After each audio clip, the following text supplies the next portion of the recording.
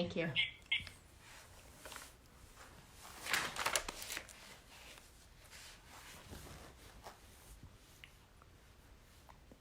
Hi, Tab. You're the first viewer. Tab 1. Welcome, Tab 1. You were the first one, followed by Seaglass, followed by Beauty Love, followed by Megan Fox. I've been seeing you every day, Megan Fox. Thank you so much. Oh, there's David Phoenix. David Phoenix. He has joined us, and he has a piece up on Sunday Paper Instagram today, a great piece on how to cook alone, dine alone, and make that a special experience, which is really, we were talking about most people do menus and everything for 4 to 6. So he did a menu for 1. Oops. And which is really smart. Why'd you put me over here? Well, I was hanging off the edge there, so I was. You were? But David Phoenix is not only a great person, but a great cook. He really makes some delicious things. So I'm excited to read that and maybe try one of the Good Friday. Yes, thank you. Happy Good Friday. It is Good Friday. When I was growing up between 12 and 3, this time you were in the church, not allowed to speak, not allowed to eat. You were fasting all day and only fish. So we have gone from the church to Instagram Live. What a big switch. We'll still eat our fish today. We will, yeah, we'll eat our fish. And we will say a prayer. Oh, for sure. We're going to all say prayers. And then Mellian88, sending you both lots of love and prayers. Hope you're fine. Mila says, shout out to small businesses. There you go. Small businesses. Tomorrow morning, that's Saturday at 10 a.m. Pacific, we are doing another round of Small Business Saturday. For everybody out there that works with companies, that's a business owner, that's an employee, we are doing Small Business Saturday tomorrow morning with Lori Grenier from Shark Tank. So it's going to be great to not only get a perspective of, a shark on one of the biggest business shows, actually the biggest business show in the world, but also from a female entrepreneur and a female business owner. Finally. Lori is a owner in over 100 different businesses. Oh, maybe she could help me. Yeah, she could help all of us, which is why we're doing the conversation with her. We're doing it on Rookie and the Vet, which is on your... Yes, it's on my Instagram page. It's on your Instagram. It's a show you're doing. I'm joining you. It's called Rookie and the Vet, and it's presenting Small Business Saturdays. So we have to market Rookie and the Vet properly. Yes, a Rookie and the Vet is the rookie, myself, interviewing a business veteran, in this case, Lori Grenier, and kind of listening to her and seeing what kind of tips and tools and advice she can give everybody out there to be able to kind of navigate this economic storm and just in general, what kind of stuff that they can learn from, such an expert in her field. So I'm really excited to be able to talk with her. I'm Rookie in the Vet. Yep. And I'm excited because so many people have asked for us to talk with Lori and to bring on a shark from Shark Tank. And it's going to be great. I can't wait for you guys all to come and listen. And if you have any questions, please... Leslie Geff, small business owner. Okay. Well, if you have any... Leslie, if you said you're a small business owner, bring some questions, or you can message me and we will make sure to ask her as much as we can. Small businesses are really kind of what holds this country together and makes up such a large percentage of the workforce. And we are both big advocates of supporting small local businesses. And that's why we are doing Small Business Saturday, to continue to help you guys and get some expert advice from some of the best. So that's tomorrow morning, 10 a.m. Pacific, 1 p.m. East Coast time, on my Instagram page, at Patrick Schwarzenegger. At Patrick Schwarzenegger. But here today, we're at home together on Maria Shriver's Instagram, and we have been talking to extraordinary people, inspiring people all week long, and today is no different. Today we're talking to Dr. Vivek Murthy. He was the former Surgeon General under President Obama. He wrote for the Sunday Paper just a few weeks ago. He has a new book out that preceded the COVID crisis. It's called Together, The Healing Power of Human Connection. And he has been an outspoken person about the loneliness crisis he believes and he knows that our country is facing, and people are facing a loneliness epidemic at all ages, at my age, at his age, and what we can do to combat that, because it's so detrimental to our health. And I think there's a lot of lonely people out there right now, and he talks about the effect of COVID. He just wrote an op-ed about the effect of COVID on the loneliness crisis. So I'm really looking forward to talking to him. He and his wife are great public servants, great doctors, and we want to shout out once again to all the healthcare professionals who are working on our behalf, to all those who work in the grocery stores, the pharmacy stores, everybody working on our behalf. And I'd like to also mention that all of us who are at home are doing our part. We're also being of service because we're serving our states, our communities, our countries by staying at home. That's what we have been told to do. That's what we are doing. And so I want to commend everybody. This Apricot Lane Farms, I just saw that they joined us. They do incredible work speaking of small businesses. So we'll get back to that. Maybe we'll talk to some people after we talk to Dr. Murthy. Looks like Dr. Murthy is now on, so we will add. Hopefully he will accept. Well, of course he's going to accept. Well, you never. Hit the tripod. There he is. Hi, how are you, doctor?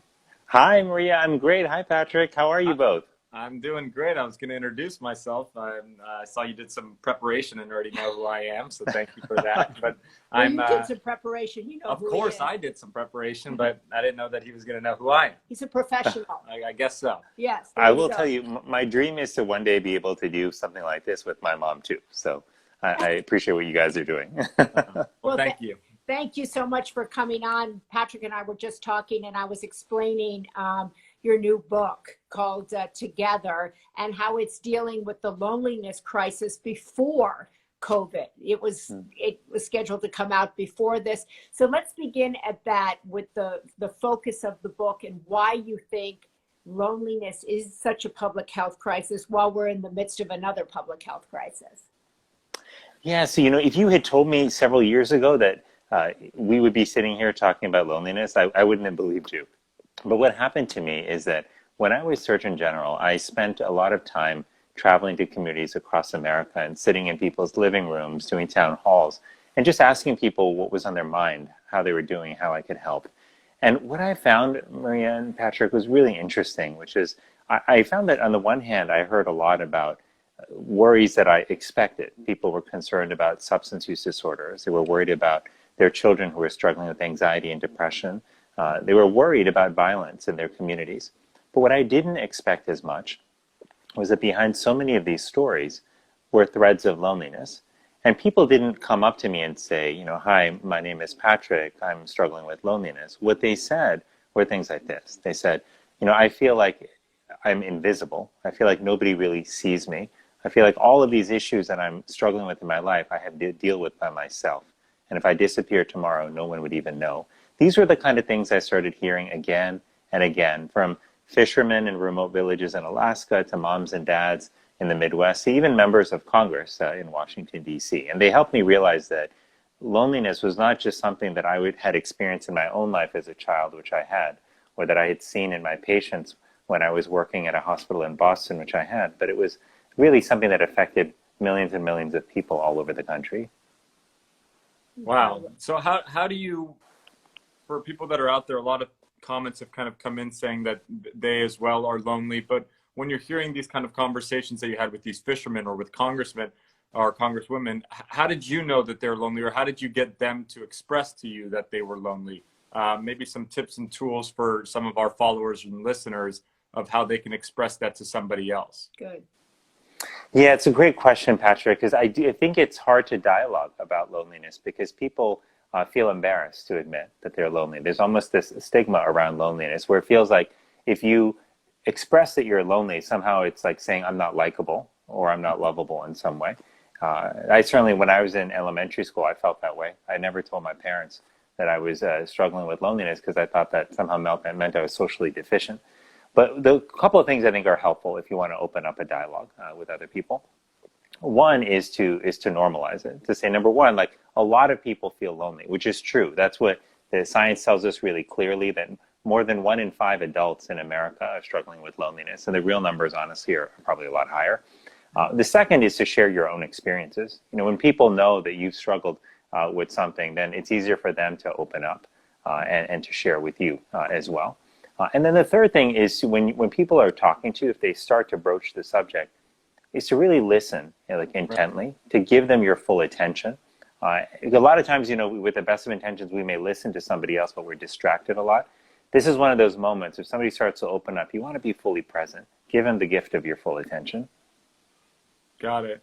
So, Doctor, can you also said in this article that I just read is that you have some strategies for people. One of them, which I thought was rather interesting, is spend some time alone so you get actually comfortable with that. Can you go through what you kind of lay out as strategies if someone is dealing with loneliness or they have a child who's struggling or a parent, because it's rampant in all different age groups? That's absolutely right. And I'm so glad you pointed that out, Maria, is that many people, when they think about loneliness, they think that it's primarily the elderly that are struggling with loneliness, but that's actually not the case at all. It's across age groups. And in fact, we see a spike in loneliness in several ages, including among millennials and Gen Z members. So, it's concerning across the board. But a couple of things, there are a few things that we can do. And that's the good news about loneliness, is it's not something you're consigned to for life. It is something that we can address and we can help each other address. I recently, as Maria, as you mentioned, I wrote an article on this because my wife and I were deeply concerned about what was happening with COVID-19, including the fact that as we're asked to physically distance ourselves from each other, that we run the risk of deepening a sense of loneliness that has already been there for so many people. And so a couple of things that we laid out that you can do. So number one is to spend at least 15 minutes each day communicating with, reaching out to somebody you love. That could be a video conference call. It could be a phone call. It could be as simple as writing to them to say, hey, I'm thinking about you. I want to know how you're doing.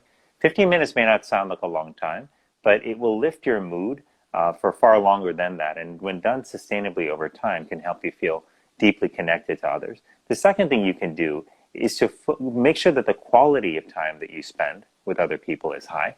A lot of times we're distracted when we're talking to others, but this is an opportunity for us to put away technology, put away distraction, and give our attention to someone else. You're better off talking to somebody with your full attention for 5 minutes than having 30 minutes worth of distracted conversation. And the third thing, which is powerful here, is to look for opportunities to serve.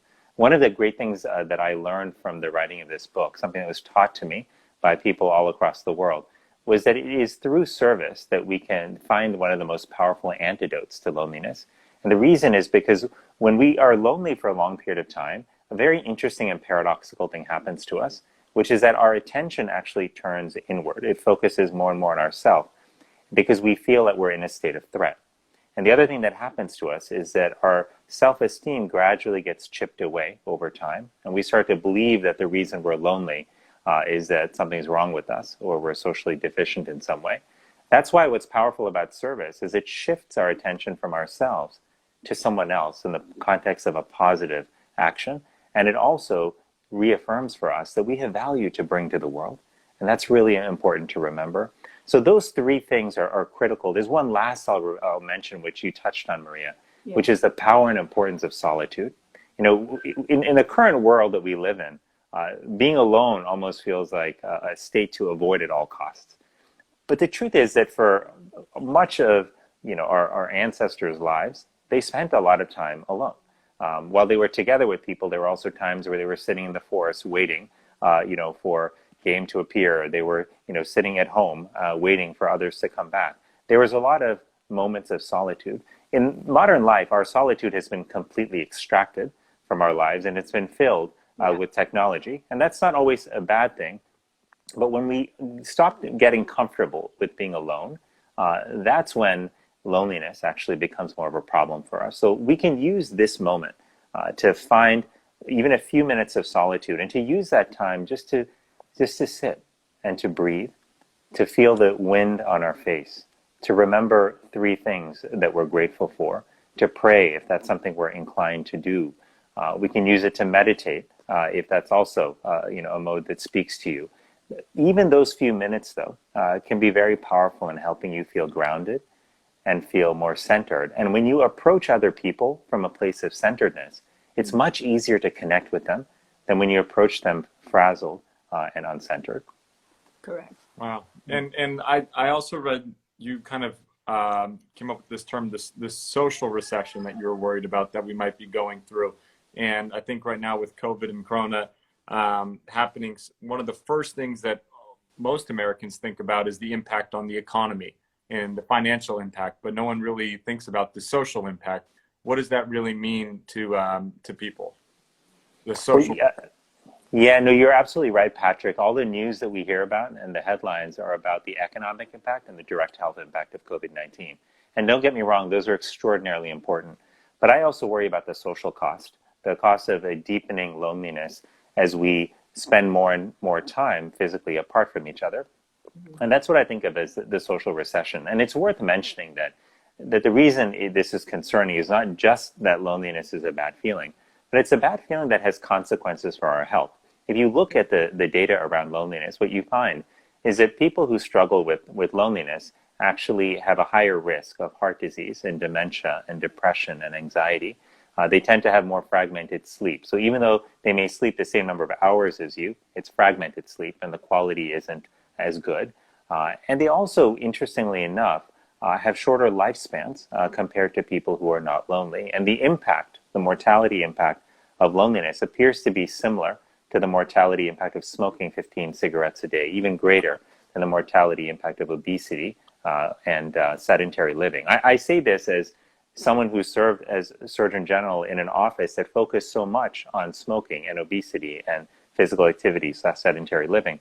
But I had no idea until I was really taught by people around this country that loneliness was a great challenge. So I think that's the risk of the current moment, that we may deepen our loneliness, but I don't think it has to be that way.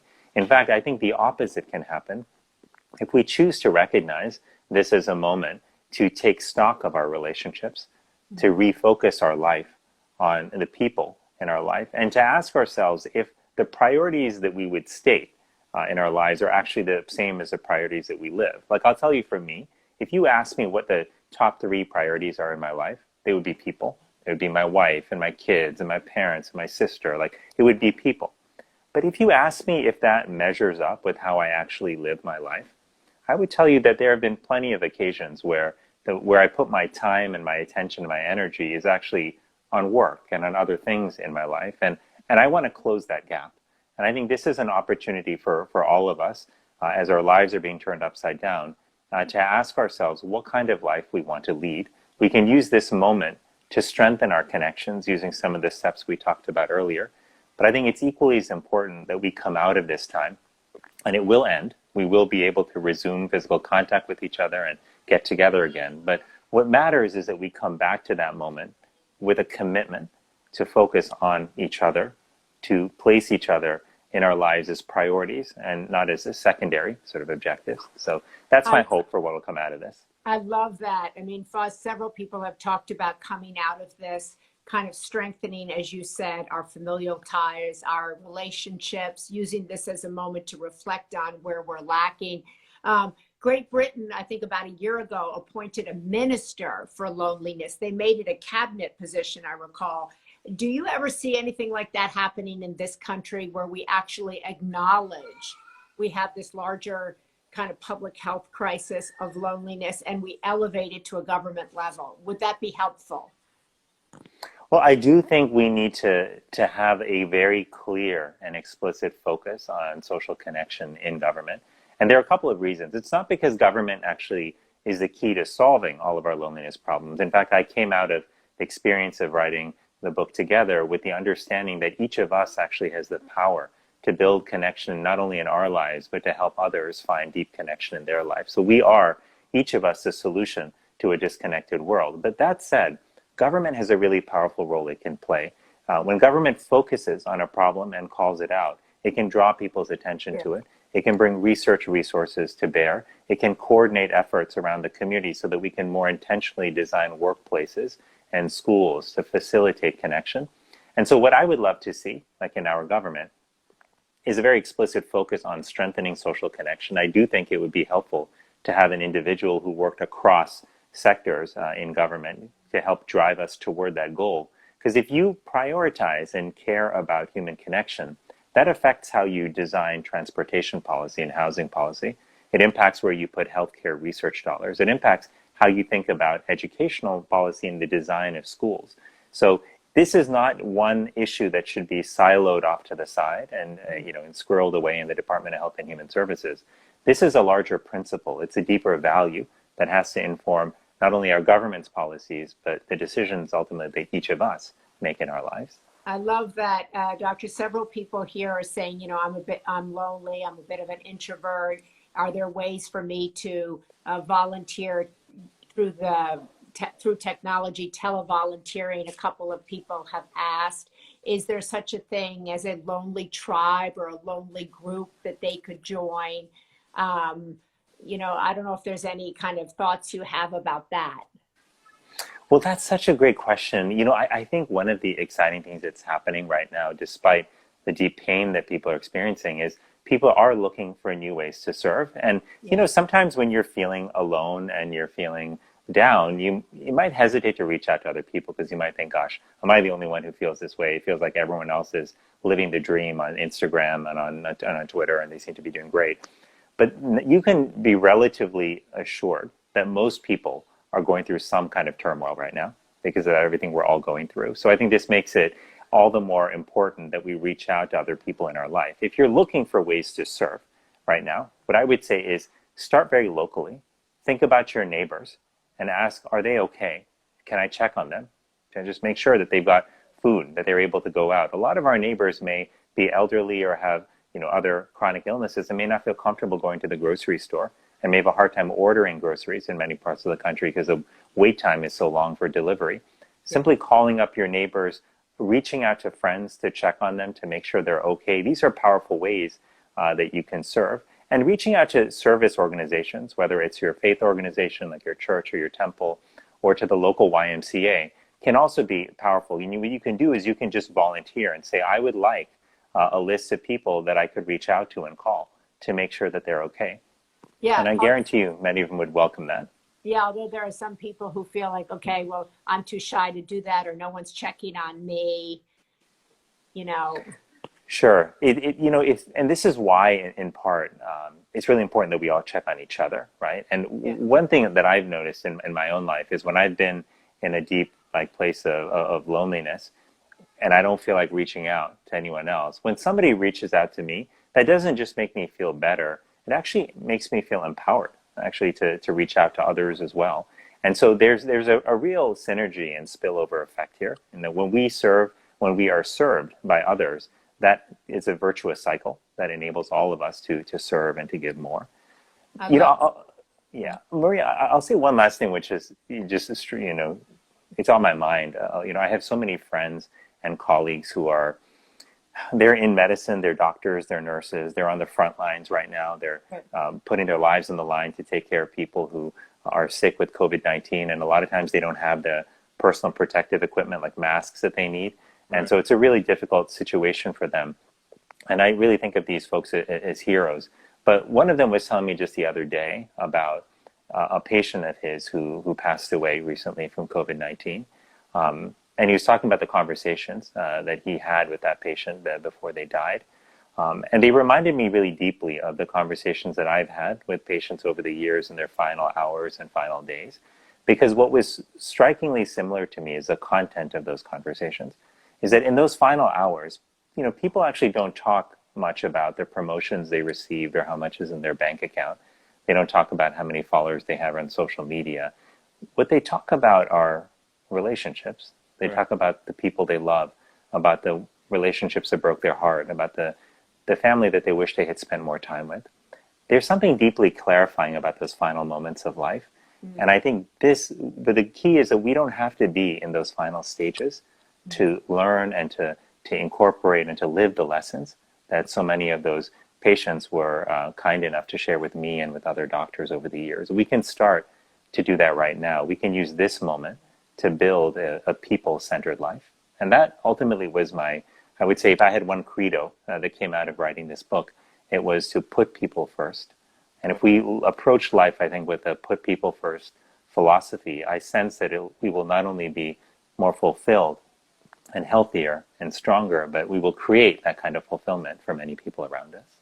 Wow, it's a great way to end that. I mean, that was a beautiful kind of story, and I think that's such a great point that there's always, we've said, two ways to look at kind of every situation, and right now, just like you're saying, find ways to be kind of that people person and have those moments with checking in on other people, and use this time to remember really what it's all about.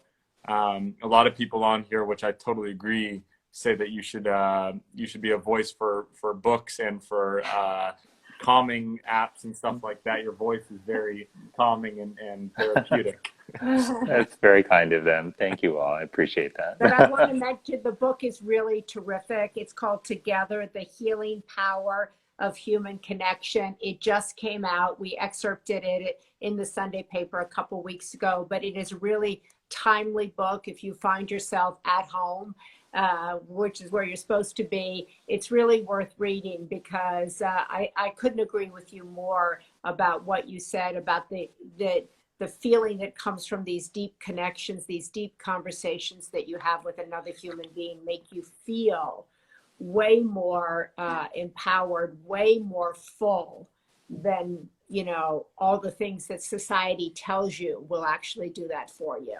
And so I think this is a moment to actually put into practice many of the things. Can we post the title? Yes, I'll put it in the comments. The Healing Power of Human Connection. You can get that on Amazon. Oops. It's called Together, like the show is Home Together. It's called Together, The Healing Power of Human Connection. Human Connection. Yes. And it's brand new. There you go, Together. It's called Together, The Healing Power of Human Connection. So thank you for your service to our country, for being Surgeon General, for raising this issue of loneliness. I think it's so important.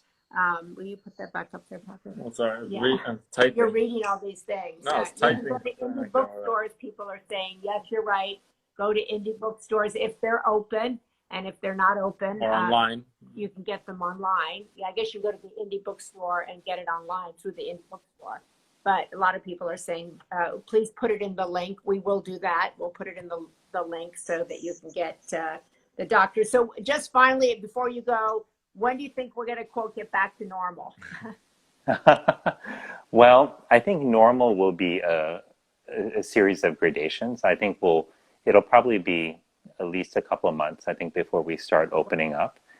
When we do open up, there will likely still be some restrictions, like keeping distance from others, possibly still wearing masks. I don't think large gatherings will be permitted in the beginning. Mm-hmm. But look, we eventually will get back to normal. I don't think normal won't fully be here until we either have a vaccine that works or until we have a medication that's highly effective. Hopefully the medication will come soon. The vaccine is probably about a year to 18 months off. But that's why I think it's really important in these times, because this isn't going to just be a few weeks more. It's going to be many months more, that we stick together, that we help each other and look out for each other. Because as rough a ride as it may be, it will be a lot easier to manage the shocks, of the next few months if we're supporting each other and looking out for each other.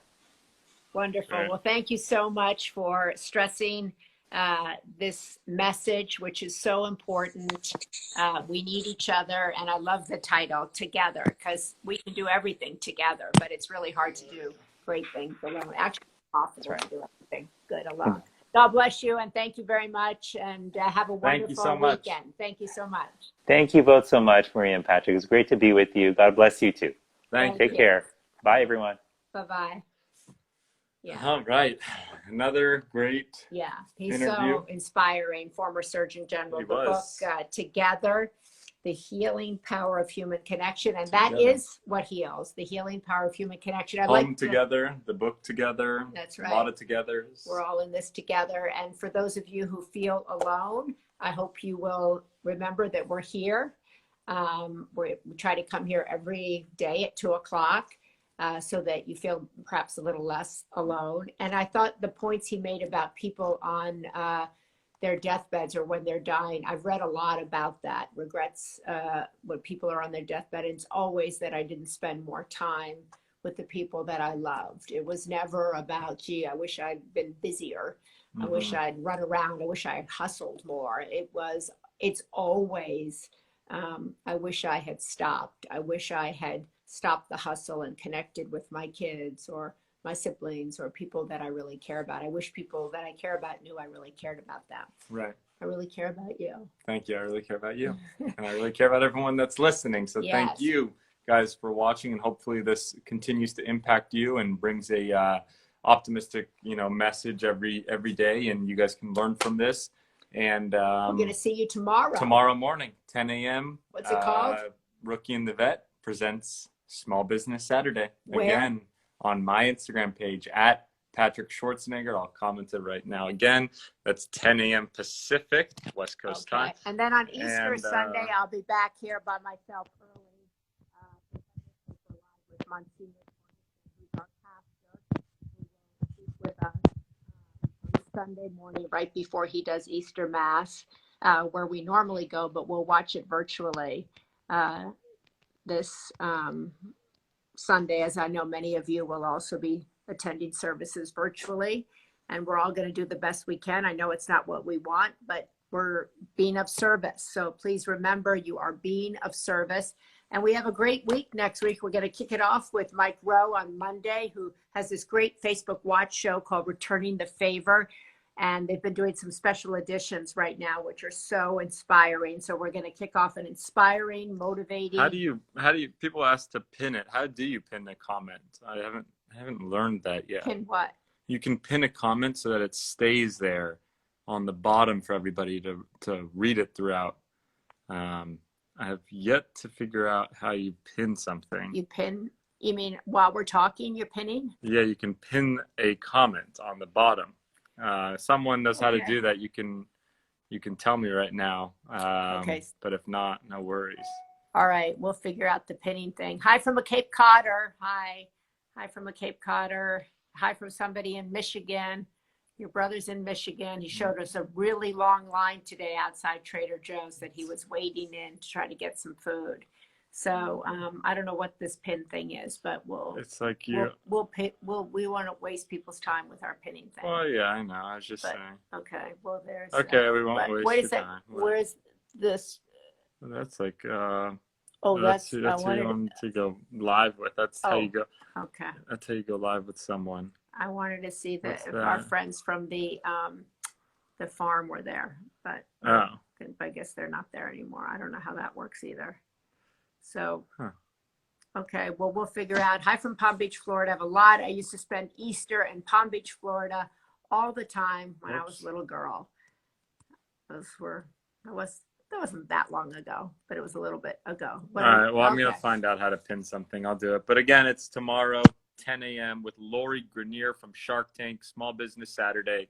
Yes. That'll be on my page at Patrick Schwarzenegger, 10 a.m. Pacific. .com.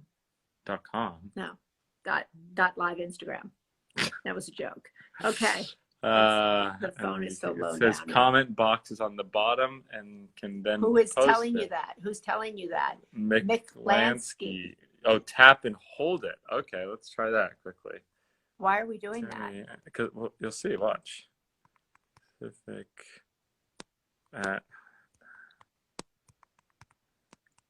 Maury, tap, comment, and hold it.